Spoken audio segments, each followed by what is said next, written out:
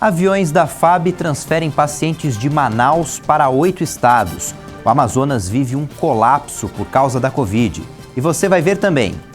O valor do seguro-desemprego foi reajustado pela inflação e o teto passou para R$ 1.900. Mais de 30 pessoas morreram em um terremoto na Indonésia. Nos Estados Unidos, Joe Biden anunciou um pacote de 10 trilhões de reais para reaquecer a economia e um pagamento de R$ 7 mil por pessoa. E você vai ver dicas de organização para o trabalho em casa. A partir de agora, no Jornal Toda Hora, edição da tarde. Olá, boa tarde. Por causa do colapso na saúde pública de Manaus, por conta do aumento nos casos de Covid-19, começou hoje a transferência de pacientes da região para 8 capitais. A ação é coordenada pelo Ministério da Saúde. A Força Aérea Brasileira já iniciou o transporte dos cerca de 150 pacientes. O primeiro avião embarcou para Teresina, no Piauí, levando doentes e profissionais de saúde. O Ministério da Defesa informou que há voos programados para o Maranhão, Rio Grande do Norte e Paraíba. E hospitais de Goiás, Pernambuco, Ceará e Distrito Federal também devem receber pacientes vindos de Manaus. As transferências acontecem em meio ao colapso do sistema de saúde amazonense após o número recorde de internações por Covid, em meio à circulação de uma nova variante do coronavírus no estado. Os hospitais ficaram sem oxigênio para atender os pacientes com falta de ar. Médicos de Manaus chegaram a transportar cilindros nos próprios carros para levar aos hospitais e familiares e também tentaram por conta própria comprar o insumo. O secretário executivo do Ministério da Saúde, Élcio Franco, afirmou que vários governadores já se colocaram à disposição para recepcionar pacientes com Covid-19 em seus estados e reservaram suas estruturas hospitalares para dar o apoio necessário para os pacientes do Amazonas. De madrugada, 2 aviões da Força Aérea Brasileira carregados com cilindros de oxigênio chegaram a Manaus. Eles partiram de Guarulhos, na Grande São Paulo. Ontem, o governo do Amazonas anunciou a suspensão do transporte coletivo de passageiros entre rodovias e rios, exceto para o transporte de cargas, e também proibiu a circulação de pessoas entre as 7 da noite e as 6 horas da manhã, com exceção, claro, das atividades essenciais. Ainda em Manaus, a polícia encontrou e apreendeu 33 cilindros de oxigênio que estavam escondidos em um caminhão. O dono do veículo foi detido e deve responder por deter produtos para a especulação. O material foi encaminhado para 4 hospitais estaduais. O Ministério da Saúde informou que o Brasil registra pelo 3º dia seguido mais de 1.000 mortes pela Covid-19 e o número de casos continua muito alto. Em apenas um dia, o país contabilizou mais 1.131 mortes pela Covid-19 e o total chegou a 207.095 óbitos pela doença. Também foram confirmados mais 67.758 novos diagnósticos em 24 horas. Na soma, já são mais de 8.324.000 casos confirmados da doença. Em 7 dias, pela média móvel de mortes, o Brasil chegou a 942 óbitos diários. Já a média de casos no período estava acima de 50 mil desde 9 de janeiro e passou para 51.830 novos infectados por dia. Já na classificação da pandemia por estados, podemos verificar que as altas continuam em 12 deles: Amapá, Amazonas, Ceará, Goiás, Mato Grosso, Minas Gerais, Paraná, Pernambuco, Rio de Janeiro, São Paulo, Sergipe e Tocantins. Outras 14 unidades da federação não tiveram muita variação no número de mortes. Alagoas, Bahia, Distrito Federal, Espírito Santo, Maranhão, Mato Grosso do Sul, Pará, Paraíba, Piauí, Rio Grande do Norte, Rio Grande do Sul, Rondônia, Roraima e Santa Catarina. E apenas um estado voltou a apresentar queda nos registros de mortes. Foi o Acre, que apontou uma redução de 31%. O porta-voz do Ministério das Relações Exteriores da Índia afirmou que é cedo para falar sobre exportações das vacinas produzidas no país, já que a campanha lá na Índia está só começando. Mas não ficou claro se o anúncio vale para o Brasil. Essa declaração foi dada no mesmo dia em que um avião brasileiro partiu de Campinas para uma viagem até a Índia para buscar 2 milhões de doses do imunizante da Oxford, produzido no Instituto Serum. A nave deu início à viagem para buscar, na Índia, 2 milhões de doses da vacina contra a Covid-19, produzida pela Universidade de Oxford e a farmacêutica AstraZeneca. A previsão inicial era que o avião voltasse ao Brasil no sábado, com a chegada pelo aeroporto do Galeão, no Rio de Janeiro. Ao chegar ao país, a vacina ainda precisa aguardar o aval da Agência Nacional de Vigilância Sanitária para que as doses comecem a ser aplicadas. A agência se reúne no próximo domingo para analisar o pedido de uso emergencial apresentado pela Fundação Oswaldo Cruz, parceira da AstraZeneca e da Universidade de Oxford, no Brasil. A vacina contra a Covid desenvolvida pela Universidade de Oxford em parceria com a AstraZeneca e a Fundação Oswaldo Cruz demonstrou eficácia de 70% já após a aplicação da primeira dose, isso de acordo com a coordenadora dos ensaios clínicos do imunizante no Brasil. A vacina já foi aprovada para uso no Reino Unido, na Índia, no México, Marrocos, Argentina, Equador e El Salvador. Mais de 1 milhão de doses já foram aplicadas e a vacina deve começar a ser aplicada na população brasileira já na semana que vem. A farmacêutica União Química vai entregar hoje os documentos à Anvisa para iniciar os testes clínicos da vacina russa no Brasil. A Sputnik já foi testada em mais de 40 mil pessoas e apresentou eficácia de mais de 90%. A farmacêutica União Química, que vai produzir a vacina Sputnik no Brasil, atende o pedido da Agência Nacional de Vigilância Sanitária sobre a entrega de informações complementares para conseguir a liberação dos testes no país. Produzida pela Rússia, a Sputnik começou a ser aplicada por lá e na Argentina em dezembro.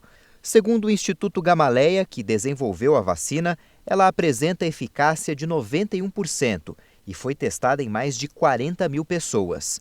Mas para aprovar o uso emergencial de um imunizante, a Anvisa exige que ele tenha sido testado no país e até agora nenhum teste foi feito por aqui. Essa exigência já foi cumprida pela vacina de Oxford e pela Coronavac. A agência leva, em média, 3 dias para autorizar o início dos testes, que devem demorar de 45 a 60 dias. Logo depois, a União Química deve apresentar o pedido de uso emergencial do imunizante no Brasil. A previsão é de que a farmacêutica importe e produza 10 milhões de doses da vacina até março. Depois pode oferecer até 8 milhões de doses por mês. Os Estados Unidos e a China já vacinaram mais de 10 milhões de pessoas. As duas maiores economias do mundo foram os primeiros países a superar essa marca. Mais de 32 milhões de doses já foram administradas em todo o mundo. Agora, atualizando os dados do coronavírus em todo o planeta, 93 milhões e 184 mil pessoas já foram contaminadas. A Universidade Johns Hopkins apontou que 1.995.000 pessoas morreram. O valor das parcelas do seguro-desemprego foi reajustado de acordo com o INPC. O teto do benefício passou para R$ 1.911. O seguro-desemprego passou a variar de R$ 1.100 para R$ 1.911. Os novos valores do benefício estão valendo desde a divulgação do Índice Nacional de Preços ao Consumidor, o INPC de 2020, que ficou em 5,45%. Com isso, o benefício máximo aumentou R$ 99 e deve ser pago aos trabalhadores que tinham salário médio acima de R$ 2.811. A correção vale para os benefícios já requeridos e também para os que já foram liberados. Tem direito ao seguro-desemprego o trabalhador que atuou em regime CLT e foi dispensado sem justa causa e quem teve o contrato suspenso em virtude de participação em programa de qualificação profissional. O trabalhador recebe entre 3 a 5 parcelas, dependendo do tempo trabalhado, sendo que o período mínimo é de 6 meses. Mas, para solicitar o seguro-desemprego pela primeira vez, o profissional precisa ter atuado por pelo menos 12 meses com carteira assinada em regime CLT. O número de pedidos de seguro-desemprego aumentou bastante nos Estados Unidos depois das festas de fim de ano. De 3 a 9 de janeiro, quase 1 milhão de pessoas se registraram como desempregadas e 780 mil na semana anterior.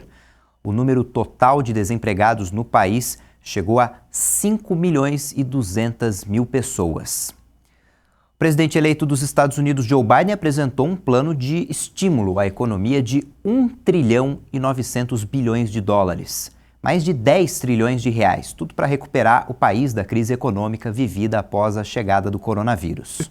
O pacote, que deve ser aprovado pelo Congresso, prevê que os americanos recebam um novo cheque de 1.400 dólares por pessoa, entre outras medidas. Esse valor equivale a R$ 7.200. Se antecipando as críticas de que esse novo plano poderia aumentar o endividamento do país, Biden destacou que o retorno dos investimentos em termos de emprego e igualdade racial evitará danos econômicos no longo prazo. Não é apenas um investimento fiscal inteligente, incluindo gastos deficitários. O retorno desses investimentos em empregos, igualdade racial, evitará danos econômicos de longo prazo. Os benefícios serão muito maiores que o custo. O plano de 900 bilhões de dólares, adotado em dezembro do ano passado, considerado uma entrada por Biden, já havia colocado 600 dólares no bolso de cada americano, com base na renda.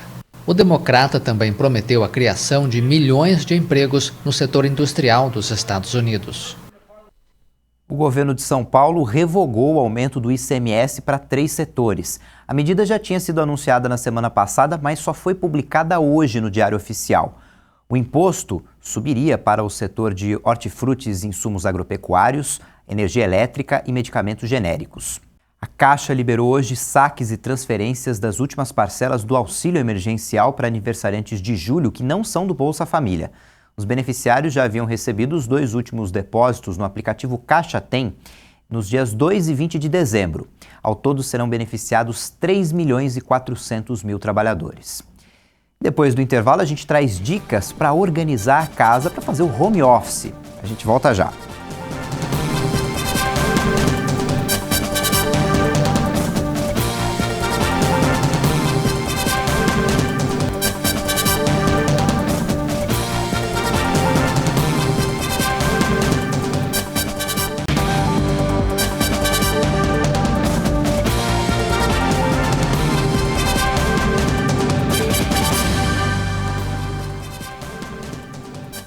Com o avanço no número de casos, internações e mortes pela Covid-19, o governo de São Paulo antecipou a reclassificação do Plano São Paulo e, com isso, medidas foram adotadas para tentar frear a doença e proteger vidas. Uma das mudanças inclui 7 reclassificações por região, regiões que passam da fase amarela para a fase laranja, que tem mais restrições. São as áreas de Araçatuba, Bauru, Franca, Piracicaba, Ribeirão Preto, São José do Rio Preto e Taubaté. A região de Marília, que já estava na fase laranja, vai agora para a fase vermelha, com mais restrições ainda, em que só funcionam os serviços essenciais. 5 pessoas morreram e mais de 20 ficaram feridas após um ônibus tombar em uma rodovia do oeste da Bahia. Entre os mortos estão 3 homens, uma mulher e uma criança. Os feridos socorridos não correm risco de morte. O acidente aconteceu na BR-135, na altura da cidade de Barreiras. O ônibus saiu de Valença, no Piauí, e vinha para o estado de São Paulo. A suspeita da polícia é de que o motorista teria dormido e assim perdeu o controle da direção. Pelo menos 35 pessoas morreram depois que um forte terremoto atingiu a Indonésia, mas o número de vítimas ainda pode aumentar.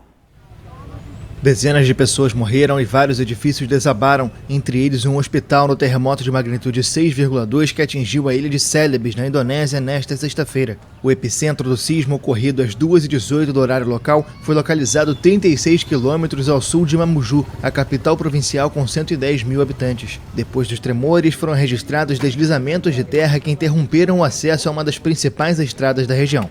Na véspera, outro terremoto de magnitude 5,8 havia atingido o local, sem causar grandes danos. A Agência de Meteorologia e Geofísica da Indonésia alertou sobre a possibilidade de novos tremores e pediu que os habitantes evitem as costas por risco de tsunamis. A Indonésia está localizada no chamado Cinturão de Fogo do Pacífico, uma zona de forte atividade sísmica. A região de Palu, também na ilha de Celebes, foi atingida em setembro de 2018 por um forte terremoto de magnitude 7,5, seguido de um devastador tsunami, que deixaram mais de 4 mil mortos. O primeiro-ministro holandês Mark Rutte renunciou ao cargo. Todos os ministros também pediram demissão. O motivo é um escândalo relacionado ao pagamento do auxílio emergencial do país. Milhares de pessoas foram indevidamente acusadas de fraude e tiveram que devolver o dinheiro. Por causa da descoberta de uma nova cepa do coronavírus no Brasil, o Reino Unido proibiu os voos da América Latina, do Panamá e de Portugal também. A restrição começou a valer hoje. A França vai exigir um teste de Covid-19 negativo de todos os viajantes de fora da União Europeia, além de aplicar um novo toque de recolher nacional a partir das 6 horas da tarde, a partir de sábado. O primeiro-ministro francês Jean Castex informou que viajantes de fora da União Europeia vão ter de apresentar um teste negativo para o vírus, além de anunciar um toque de recolher. À compter de lundi, tous les voyageurs qui souhaitent venir en France en provenance d'un pays. A partir de segunda-feira, viajantes que desejarem vir para a França de países de fora da União Europeia vão ter que fazer um teste antes de partir e apresentar um teste negativo para embarcar. Além disso, terão que assumir o compromisso de se isolarem por 7 dias quando chegarem à França e, em seguida, fazer um segundo teste de PCR. Une fois arrivés en France, puis à refaire un deuxième test PCR à l'issue. O primeiro-ministro ainda deu detalhes sobre o toque de recolher, descartando por enquanto um novo confinamento domiciliar para os 67 milhões de habitantes do país. Os franceses agora vão ter que ficar em casa a partir das 18 horas por pelo menos 15 dias. A medida entra em vigor no sábado. A maioria da população já estava sujeita a um toque de recolher entre 20 horas e 6 horas, imposto em meados de dezembro, quando o segundo confinamento nacional foi suspenso. Israel já vacinou 2 milhões de pessoas contra a Covid-19. O primeiro-ministro Benjamin Netanyahu garantiu que o país será o primeiro a sair da crise do coronavírus. Até ontem, 150 mil pessoas já tinham recebido 2 doses. Israel registra cerca de 9 mil casos por dia. O trabalho home office exige atenção redobrada com a residência. Quarto, sala, cozinha, tudo deve estar limpo e arrumado todos os dias, mas nem sempre é assim. A desorganização pode interferir no rendimento do trabalho. Então, acompanhe agora algumas dicas simples. Na casa da Juliane, quase todo mundo saiu do trabalho presencial e veio para o home office. No começo, foi difícil se adaptar à rotina de trabalho e de cuidados com a casa. A empresária conta que virou aquela bagunça. Cama nunca, cama em último lugar, porque já acordava atrasada, já tinha que fazer entrar na reunião, aí deixava a cama por último, porque daqui a pouco também já ia voltar para a cama para dormir, o dia se passa assim muito rápido, então não, a cama ia ficando. Primeiro acordava, tomava café, já ia para a reunião. Ia para a pia, não dava tempo de lavar a louça, juntava com a louça do almoço. Aí, agora não dá porque eu também vou entrar na reunião. Eu juntava com a louça do almoço e da janta quando ia ver a pia transbordando de louça. E a Juliane não foi a única que precisou se adaptar a essa rotina doméstica. Muita gente também saiu do escritório e continua trabalhando em casa. Mas algumas dicas podem facilitar a vida e otimizar o tempo tanto na limpeza da casa quanto nas horas que é preciso se dedicar ao home office. Você é daquelas pessoas que deixam sempre a arrumação da cama para depois? Segundo essa organizadora residencial, esse é um péssimo jeito de começar o dia. Porque isso facilita seu dia, né? Então você levanta, escova os dentes, já volta, arruma a sua cama, abre a sua janela, porque isso já dá um início do seu dia organizado. Se você já vai deixando cama sem arrumar, então você já começa seu dia bagunçada e você não consegue voltar para trás depois. Então, quando você voltar para o quarto, a cama vai estar desarrumada. Primeira regra do dia. Primeira regra do dia, arrumar a cama. E quem disse que precisa fazer aquela faxina? Até porque quem está em home office não tem tanto tempo sobrando para isso, né? Banheiro, sala e cozinha. Dá para deixar tudo brilhando e sem gastar horas com a limpeza. Então, arrumamos a cama, o quarto já está organizado, abrimos a janela. Então, o que a gente faz? O mercado hoje oferece muitos lencinhos umedecidos, que são higienizadores. Então, você usa ele para já limpar toda a pia, para você já limpar a cuba. E depois que você limpou a pia, limpou a cuba, você aproveita ele e você já limpa o vaso sanitário. Por quê? Ele já pode ser descartado e ser jogado fora. sala é aquele lugar que no final do dia a gente gosta de se esparramar no sofá, de ficar bem à vontade. Aí traz copo, traz balde de pipoca, traz um monte de coisas. Mas como é que faz para manter a sala organizada? Não, também sai, porque agora também as academias estão começando a liberar e faz academia, um joga uma coisa, outro joga outra, enfim. Fica aquela bagunça na sala. Então, o grande segredo, antes de você ir dormir, é você realmente recolher tudo que está jogado, tudo que está espalhado fora do lugar. Então, isso ajuda muito, otimiza o seu tempo. Eu confesso que para mim a parte mais difícil para manter organizada é a cozinha, porque durante o dia a gente vai colocando um copo, uma colher, o prato, quando vê a pia tá abarrotada de louça. E vale lembrar que muita gente, inclusive agora que está em home office, também está cozinhando em casa, né, Luciane? Como faz para deixar a pia assim um brinco como tá essa aqui? Então, porque na verdade, como tá todo mundo em home office, é que você fala, né? Sempre tem uns que come 3 em 3 horas, vem fazer um lanche, almoça, janta, enfim, vai virando realmente uma pilha na pia. O grande segredo na cozinha é você deixar ela arrumada antes de dormir. E olha que nem precisa de tanto tempo assim. Em 20, 30 minutinhos já está tudo organizado. E pode apostar, com o dia rendendo muito mais. Eu vim num cronograma. Eu levantei, eu arrumei a cama, eu limpei o banheiro, eu subi, a minha sala já estava organizada, eu cheguei na cozinha para tomar café da manhã e minha cozinha está como? Arrumada. Então você vai começar seu dia no seu trabalho não irritada, não desgastada, né? Então você vai começar um dia leve. E o máximo que você pode fazer é colocar as roupas para bater na máquina de lavar enquanto você começa seu trabalho. E na hora do seu almoço você estende. E eu acho que é um dia bem finalizado para nós que cuidamos de casa, estamos trabalhando em casa e nossa família também. Essa edição fica por aqui. Você confere outras informações daqui a pouco com a Juliana Dariva. Você pode rever nossas reportagens no YouTube. Tchau, boa tarde, bom fim de semana.